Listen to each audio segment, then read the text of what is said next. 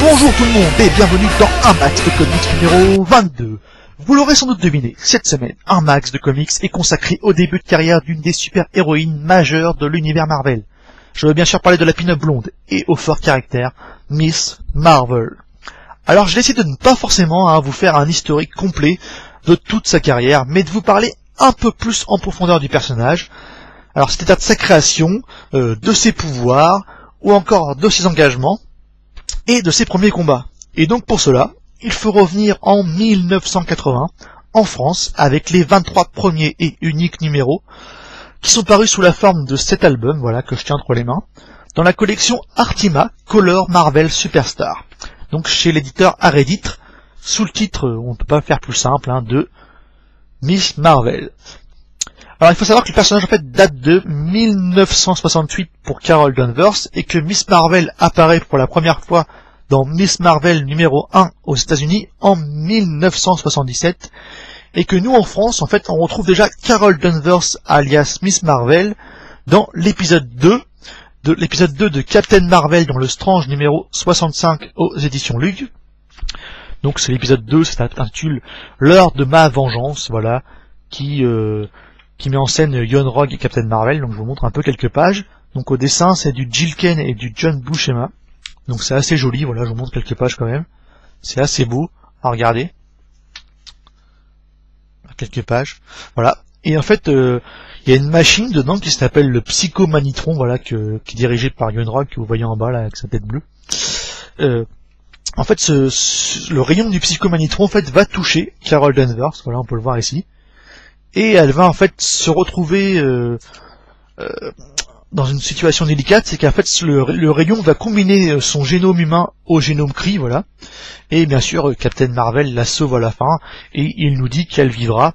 Point final, l'histoire finissait comme ça en France à cette époque-là. De la totalité des épisodes de Miss Marvel, on retrouve aussi quelques histoires courtes de Steve Ditko, par exemple avec le chasseur d'oiseaux ici, et aussi du Jack Kirby avec la créature de Krangro. Voilà. On retrouve aussi un duo, donc c'est Giant Man et la guêpe, donc The Wasp aussi, on peut dire comme ça. Donc je vous montre un peu, voilà. Donc c'est Échec à la toupie humaine, voilà un exemple, toujours du Jack Kirby au dessin. On va continuer à vous montrer quelques pages, voilà. Et on retrouve aussi un autre super-héros qui est beaucoup moins connu, qui a fait partie des Secret Warriors, si je me trompe pas. Donc il s'agit en fait de Torpedo, voilà, c'est lui. Torpedo, voilà, qu'on voit avec cette espèce de deux cornes là sur la tête. Donc Torpedo, qui est en fait un ancien rugbyman devenu simple employé d'une boîte d'assurance et qui a récupéré le costume d'un ancien super-héros qui se déplace en fait en produisant des tourbillons. Donc vous pouvez le voir ici en fait parce que il a des espèces d'évacuation d'évier là aux pieds et aux mains. Donc voilà. Donc d'ailleurs aussi chose marrante, c'est que quand il détruit des bâtiments, en fait, il va conseiller aux gens de prendre une assurance, donc c'est un peu une déformation professionnelle, voilà, on le voit ici, quand on conseille la dame. Donc c'est aussi assez marrant au niveau de ça, voilà.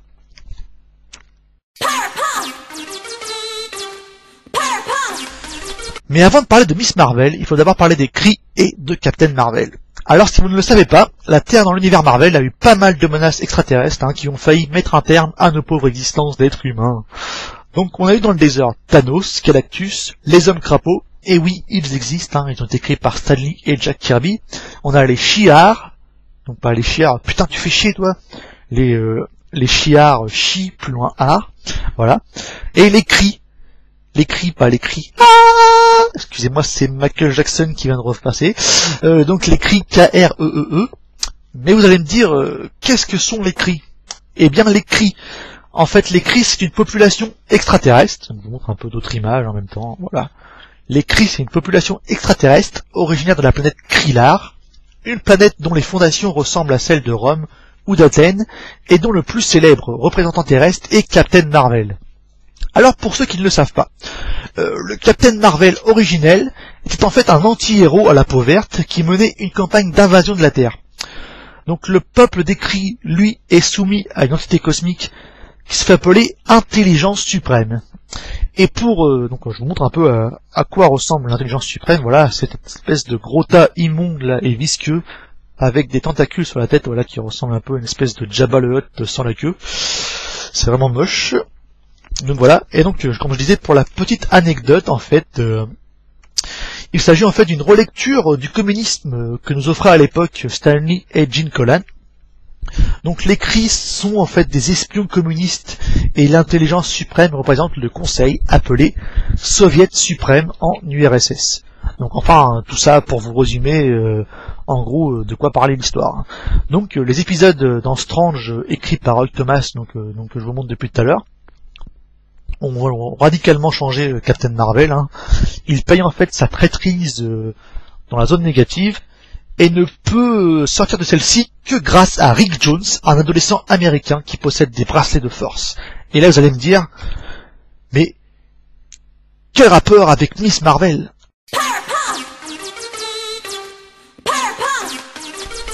Et bam! Grâce à tout ça, le scénariste Jerry Conway, suivi de Chris Claremont et d'une multitude de dessinateurs comme Carmine Infantino, Joe Sinnott, Jim Mooney, en fait, tout cela, en fait, ils arrivent à nous pondre le penchant féminin du Captain Marvel, donc Miss Marvel.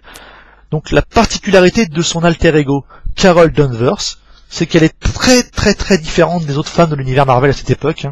Un exemple à l'extrême opposé serait celui de Janet Pym alias la Guêpe, qui ne pense qu'à la mode, aux histoires d'amour et a pratiquement peur de se casser un ongle pendant un combat.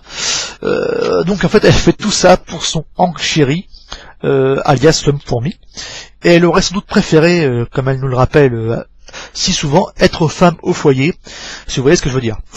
Eh bien, en fait, Carol Danvers, elle, en fait, c'est carrément l'opposé. C'est vraiment le contraire de Janet Pym. Elle a fait des études pour intégrer l'Air Force. Elle fait partie de la NASA, avant d'être appelée à la rédaction du journal Woman, donc Woman ou Femme, par le raciste et conservateur Jonah Jameson, patron du Daily Bugle.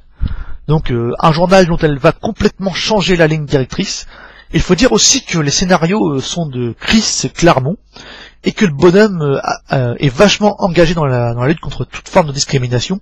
Donc on peut voir déjà ça avec ces X-Men qui prônent le pluriculturalisme.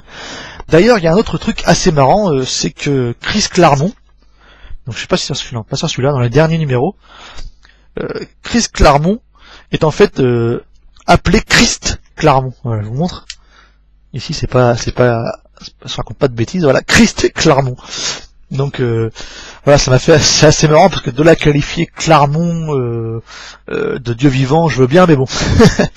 Donc on continue. Bref.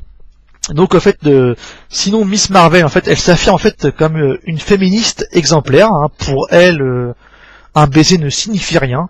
Elle multiplie les conquêtes et joue à la femme dominatrice qui prend elle-même ses décisions.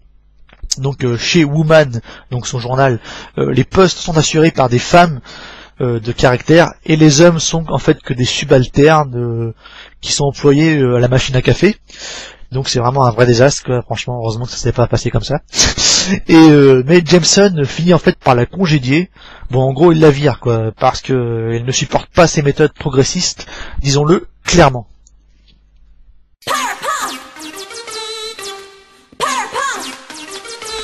Donc au niveau de ses pouvoirs, il possède une invulnérabilité aux balles, une force surhumaine et un 7e sens qui lui donne une vision du futur. Donc on avait déjà Spider-Man et son 6e sens qui l'avertissait d'un danger dans un futur proche. Et là on a Miss Marvel la voyante. Bon d'accord, c'est une alien quand même, donc bon, ouais, pourquoi pas. Et en fait, au début de l'histoire, Carol Danvers est une femme fragile psychologiquement. Partager son cœur avec Miss Marvel est pour elle une sorte de schizophrénie. C'est pourquoi elle passe de longues séances chez un psychologue, qu'elle va d'ailleurs se taper, bref. Et c'est grâce à lui en fait qu'elle arrive à contrôler l'apparition de Miss Marvel et à finir par fusionner leurs deux esprits.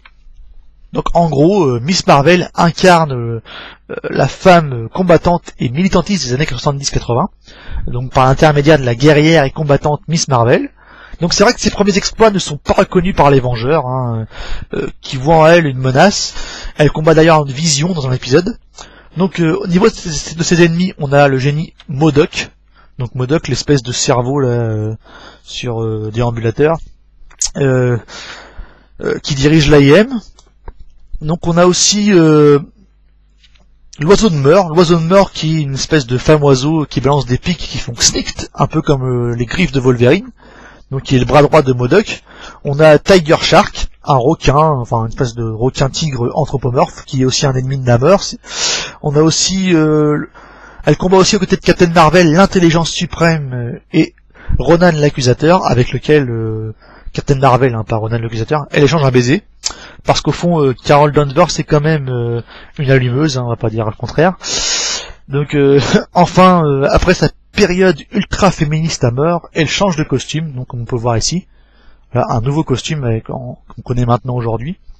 Et donc c'est en fait elle change de costume sous les conseils de Janet Pym. Donc voilà, le noir plus sombre avec un éclair en forme de S le long de sa poitrine. Voilà. Je touche pas à sa poitrine. Hein, bref, si vous voulez en savoir plus sur Miss Marvel, il faut vous procurer cet épisode sorti chez Aredit Artima, car il n'y a pas eu à ma connaissance de réédition de ces aventures. Sinon, j'espère que ce petit exposé du début de carrière de Miss Marvel vous a plu. N'oubliez pas de laisser un commentaire, hein. J'aime bien qu'on me dise si c'est vraiment nul, si la qualité est médiocre, etc. Dites-le moi, hein, ça me dérange pas du tout.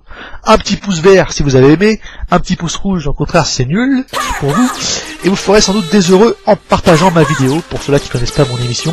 Allez, ciao les comics fans.